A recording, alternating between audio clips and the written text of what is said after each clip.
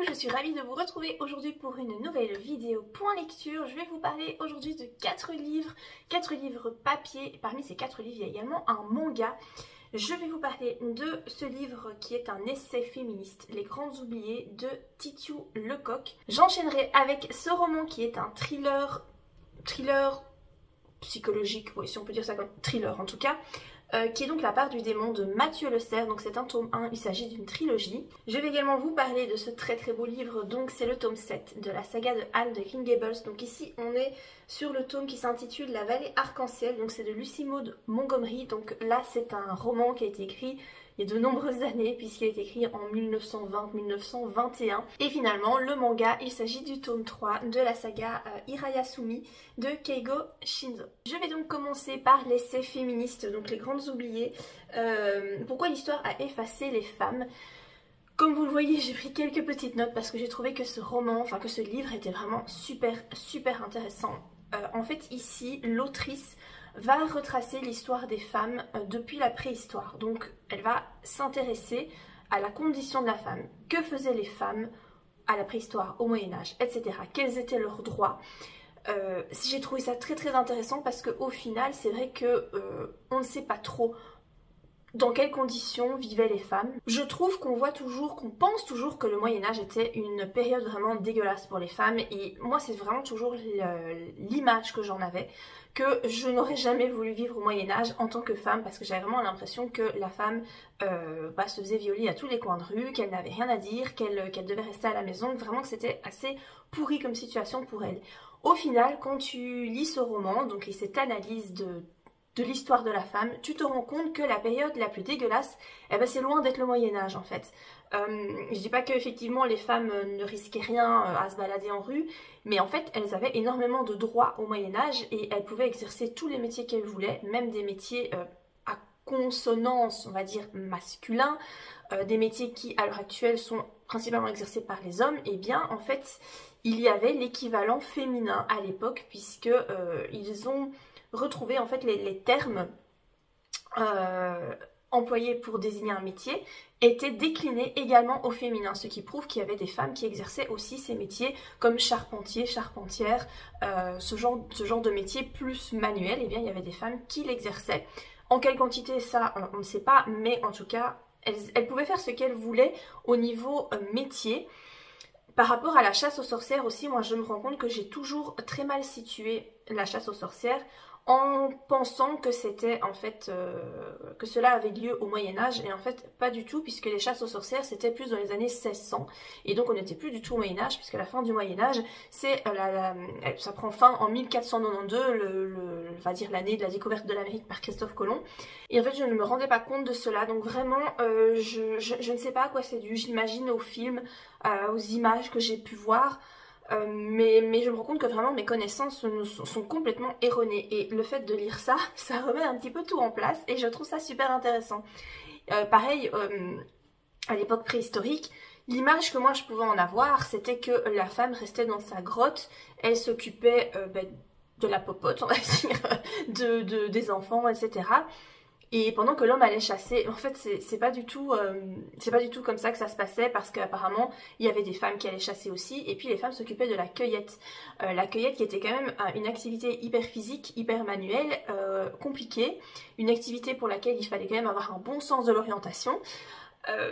Vraiment, c'est pas du tout en fait une activité qu'on peut dire moindre que la chasse, et je trouve que vraiment le travail ici est super intéressant. Moi ça m'a vraiment fait du bien de lire cet ouvrage, parce que du coup vraiment ça m'a remis les choses en place. Ce que j'ai trouvé aussi super intéressant, c'est le fait qu'elle explique que les soucis pour les femmes ont commencé à arriver quand la sédentarité est apparue. Donc tant que les peuples étaient nomades, il y avait vraiment une égalité entre les hommes et les femmes, il n'y avait pas ce souci, le patriarcat n'existait pas. En fait il a commencé à exister au moment de la sédentarité, en fait au moment où les gens ont commencé à posséder des choses et à avoir envie de posséder plus, et avoir envie d'avoir ce que l'autre a également, ce que son voisin possède. C'est comme ça que le patriarcat a commencé à arriver. Et tant qu'on était nomade, eh bien, il n'y avait pas ces problèmes-là. Un autre gros souci, donc quelque chose qui a été contre les femmes, et bien évidemment, c'est l'église, hein, voilà, je pense qu'on en est tous très très conscients. L'église qui était composée que d'hommes, en fait il n'y avait que des hommes dans l'église. Ils ont commencé à se retourner contre les femmes, donc apparemment c'est à partir du XIIIe siècle que ça s'est produit, et évidemment ça s'est pas fait en quelques jours, hein, c'est petit à petit.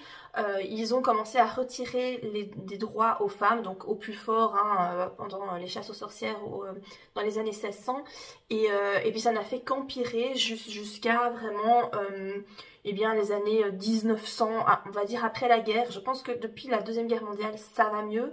À notre époque, je trouve que ça va quand même beaucoup mieux par rapport à l'égalité homme-femme. Mais disons que l'Église, voilà, c'est vraiment comporté comme des gros bouseux avec les femmes.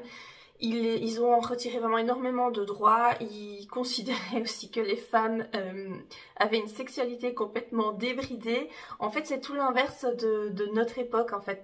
À l'époque, donc c'est à partir du XIIIe siècle, l'Église considérait que les femmes avaient une sexualité débridée, avaient énormément de libido, ce genre de choses, et que c'était un problème, qu'il fallait régler ça, alors qu'à l'heure actuelle, c'est tout l'inverse en fait. C'est plus les hommes qui sont considérés comme ayant énormément de libido, etc. C'est vraiment marrant en fait de voir à quel point, comment la société a évolué au fil du temps. L'Académie française aussi a fait une belle grosse merde hein, par rapport aux femmes, puisqu'il y a certaines règles orthographiques, de grammaire, etc. qui ont été tout simplement supprimées pour décider que c'était le masculin qui l'emportait, ce qui n'était en fait pas le cas avant l'apparition de l'Académie française. Et voilà, en fait elle explique vraiment comment tout s'est mis en place au fur et à mesure du temps pour retirer comme ça les droits aux femmes, pour les enfermer chez elles, puisque c'était vraiment... ils voulaient en venir là, hein. C'était vraiment le but, c'est vraiment d'enfermer les femmes au domicile et s'occuper des enfants, et voilà. Je pourrais en parler pendant des heures parce que franchement, ben voilà, il y a beaucoup de choses à en dire, c'était super intéressant, c'est vraiment chouette. Moi j'ai lu très vite, je l'ai lu en 2-3 jours. Je vous conseille de le lire assez vite pour vraiment rester imprégné dans l'ambiance. Moi je ne l'ai pas fait traîner et c'était une très très bonne lecture que je conseille à toutes les femmes.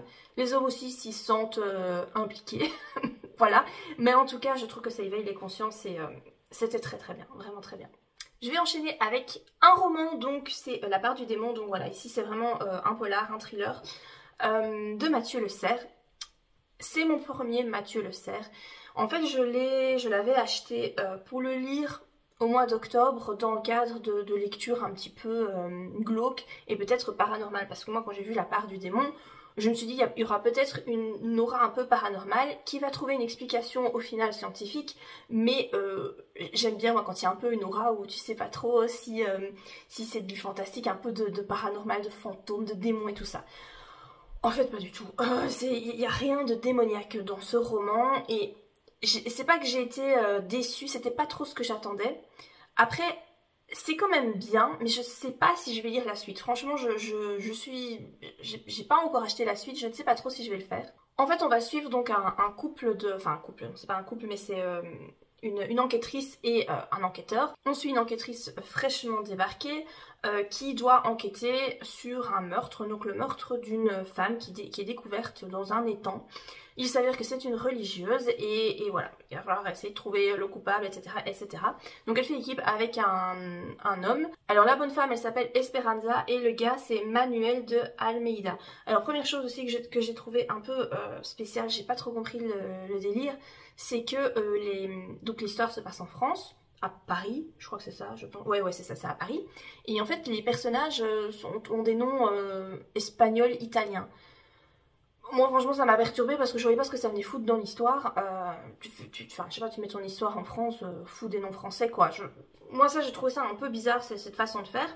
Après on va suivre plusieurs personnages. Donc on suit Esperanza, on suit Manuel, donc son coéquipier.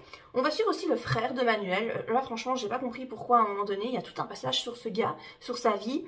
Et enfin j'ai pas compris en fait, j'ai trouvé ça... Enfin, j'ai pas compris pourquoi on suivait comme ça sa vie, il y a plein de passages sur son passé, etc. Comme si on devait s'intéresser particulièrement à ce personnage. j'ai pas trouvé ça très intéressant, ni j'ai pas compris ce que ça foutait là. Il y a certains passages également qui se déroulent dans le passé, donc on suit un certain Thomas qui séjournait dans un orphelinat qu'on retrouve donc à l'heure actuelle aussi.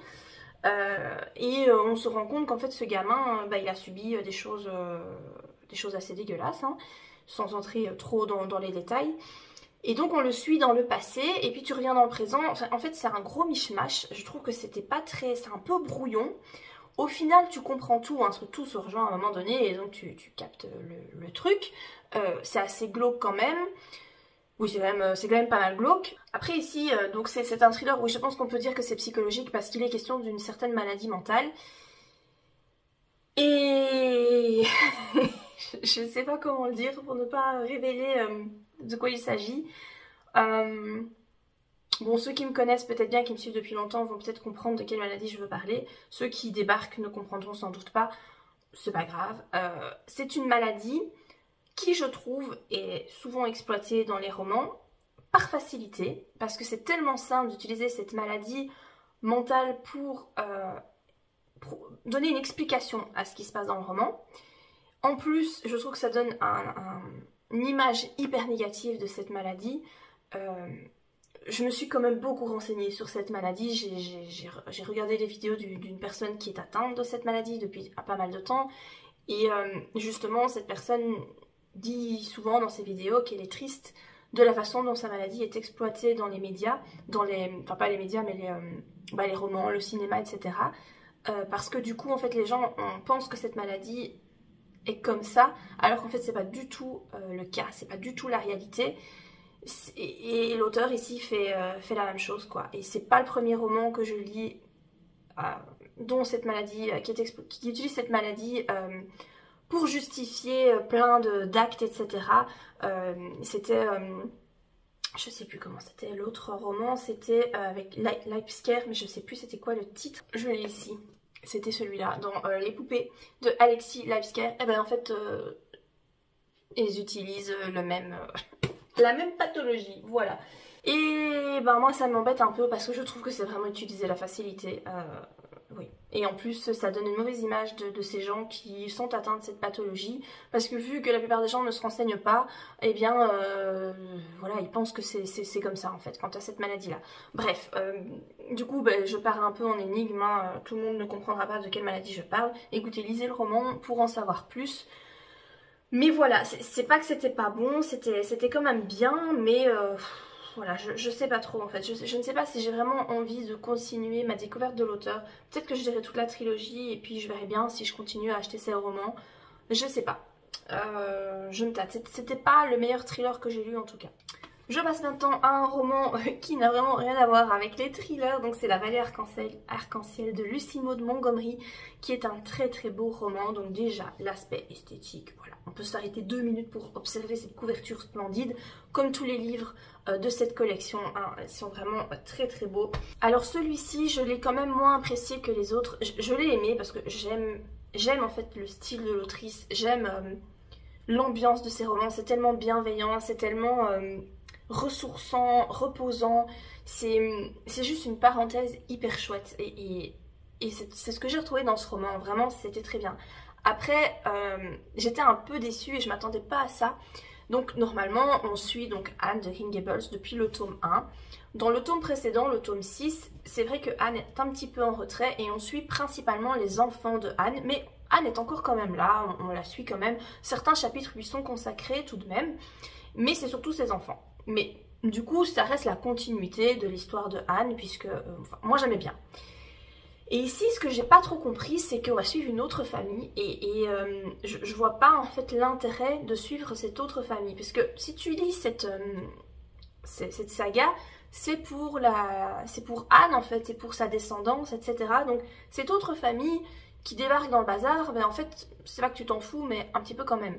Donc en fait, ici, il y a une nouvelle famille, donc c'est un pasteur qui va s'installer dans la petite ville à Ingleside, je crois que c'est ça le nom de la ville, hein. On n'est plus à Avonlea, on est, je crois que c'est Ingleside, je crois que c'est ça. Et donc ce pasteur s'installe, il a 4 enfants et il est veuf, sa femme est décédée. La personne qui s'occupe des enfants, donc c'est une vieille tante qui est aveugle et à moitié sourde, et bon bah voilà, qui est plus très, plus très fraîche on va dire. Et les enfants, eh ben, ce sont des sales mioches, ils font que des conneries, en fait ils sont pas du tout disciplinés. Le pasteur il est complètement sur sa planète, c'est pas qu'il fait pas attention à ses enfants, mais en fait il plane quoi, il sait pas se gérer, il est vraiment dans un autre monde, donc en fait il ne corrige jamais ses enfants, il ne leur apprend pas l'obéissance, il les laisse vivre en fait leur vie. Personne ne fait vraiment attention à ses enfants, donc tu as la vieille tante qui elle cuisine, s'occupe de la maison comme elle peut, c'est-à-dire pas super bien. Elle cuisine, mais ce qu'elle cuisine bah, c'est dégueulasse et c'est toujours la même chose, et les enfants sont vraiment vêtus de façon très minable quoi, hein. Leurs vêtements sont tout le temps rapiécés, c'est pas... Ils sont pas très bien, on s'occupe d'eux, mais pas de façon... on voit qu'il leur manque une maman, voilà, on voit qu'il leur manque une maman. Alors je rappelle qu'on est en 1920, donc là vraiment il y a encore très fort ce côté, la femme reste à la maison pour s'occuper des enfants, s'occuper du ménage, s'occuper de tout ce qui a trait au repas, etc. Et là, vraiment, c'est vrai que l'autrice souligne fort le fait qu'il n'y a pas de maman et qu'il n'y a personne pour s'occuper de la famille et qu'il faudrait aussi une femme pour s'occuper de ce pauvre pasteur qui a du mal à se gérer tout seul. Il faut vraiment bien se dire qu'on est en 1920 et qu'à l'époque c'était normal de penser comme ça. C'est vrai que, voilà, à notre époque tu pourrais plus écrire ce genre de choses, mais à l'époque c'était comme ça, donc il faut vraiment lire le roman en se disant... ça nous fait grincer les dents actuellement, mais à l'époque c'était normal. Donc voilà, on va suivre vraiment ces 4 enfants. Alors il y a les enfants de Anne aussi qui font partie du décor, mais ils sont en second plan. Ils vont devenir amis avec ces 4 enfants du pasteur. Mais vraiment, on les voit très très peu. Anne, on la voit encore moins, franchement on la voit quasiment pas. Quelquefois elle intervient dans des dialogues, mais c'est vraiment très très peu et j'ai trouvé ça assez dommage. Voilà, donc du coup j'étais un peu déçue parce que moi ces enfants, ben... j'y suis pas attachée, je connais pas cette famille du pasteur, donc c'était agréable à lire, c'était bienveillant et tout, c'est plein de bons sentiments, c'est chouette, mais bah, t'es pas attachée au personnage, donc du coup c'est un peu dommage quoi à ce niveau-là. Malgré le fait que c'est très très vieux et que donc tu as certains préceptes par rapport aux femmes etc qui sont hyper vieillots et qu'on ne retrouve plus actuellement, tu as quand même des belles leçons de vie que moi j'aime bien. Tu as beaucoup de citations de la Bible aussi. Et ça me plaît quand même bien parce qu'en fait, mais il y a des bonnes choses dans la Bible, hein. Il y a vraiment des bonnes choses qui sont dites dans la Bible et donc moi ça me plaît bien de voir ça. Il faut avoir aussi certaines connaissances parce qu'il parle beaucoup des méthodistes et des presbytériens. Alors moi je sais pas du tout ce que c'est, donc j'ai fait ma petite recherche sur internet. Donc il s'agit déjà de la religion protestante, donc religion que je connais pas du tout, hein, puisque moi je n'ai appris que la religion catholique. Et donc parmi cette religion protestante, il y a 2 branches, les méthodistes, les presbytériens, et donc j'ai essayé de voir un petit peu de quoi ça parlait, parce qu'il y a vraiment une espèce de petite guéguerre entre ces deux branches de la religion protestante. Voilà, ça mérite d'avoir quelques petites connaissances, mais bon, vous allez voir sur Google et c'est bon quoi, hein, c'est facilement compréhensible. Donc voilà, par rapport à ce roman, ce que je peux en dire, j'ai acheté le tome 8, il porte le nom d'une des filles, de la dernière fille de Anne. Donc j'ose espérer que ce tome concernera essentiellement au moins la fille de Anne, j'espère. Mais voilà, ici sachez que la famille de Anne, on la retrouve très très peu. Et ça peut un peu décevoir quand on ne le sait pas. Je vais finir cette vidéo avec un manga, donc le tome 3 de la saga Hirayasumi. Ce manga est mon préféré de la trilogie. Je l'ai trouvé excellent. J'ai rigolé en lisant ce manga, ce qui est assez rare pour moi de rire quand je lis un roman ou même un manga. J'ai trouvé vraiment bien. Alors c'est un manga hyper bienveillant, hyper doux, où il ne se passe pas grand chose, mais justement, moi je trouve que ça fait du bien. En fait, on suit tout simplement, donc on suit 3 personnages. On suit... comment elle s'appelle? Je sais plus les noms. Moi les noms... on suit donc Hiroto qui a 29 ans, c'est un garçon. On suit sa cousine qui s'appelle Natsumi, qui débarque en fait dans sa vie pour suivre des études à l'université. Donc elle va habiter avec son cousin. Et on suit une autre fille, mais je vois pas son nom écrit là, mais une fille qui a tapé dans l'œil de Hiroto. Et on va suivre ces 3 personnages sur différentes journées. Donc en fait, ce ne sont pas des chapitres, ce sont des journées. Donc par exemple jour 21, et puis on passe au jour 22, jour 23, jour 24. Et on voit ce qui se passe dans la vie de chacun ou de certains de ces personnages. Et qui s'entrecroisent, etc. Et franchement, moi je trouve ça très chouette, j'aime vraiment beaucoup. Alors c'est un manga qui a vous voyez, c'est un format un petit peu plus grand qu'un manga classique. Ils sont un peu plus chers aussi, du coup je crois que c'est 13 €, quelque chose comme ça. Oui, c'est 13 €. Mais franchement j'aime bien et je vais continuer à acheter la suite parce que celui-là il m'a tellement plu. J'ai passé un excellent moment en le lisant. Si vous voulez vraiment un petit manga tranquillou, assez oui, zen et vraiment sans prise de tête, et ben celui-là il est vraiment top. Et voilà, moi j'aime bien, je vais continuer à acheter la suite. Voilà par rapport à cette petite vidéo sur mes 4 dernières lectures. Écoutez, j'espère que ça vous a plu. N'hésitez pas à commenter la vidéo, à commenter ces lectures si vous les avez faites également. Et ben moi je vous dis à bientôt pour de prochaines vidéos. Bye!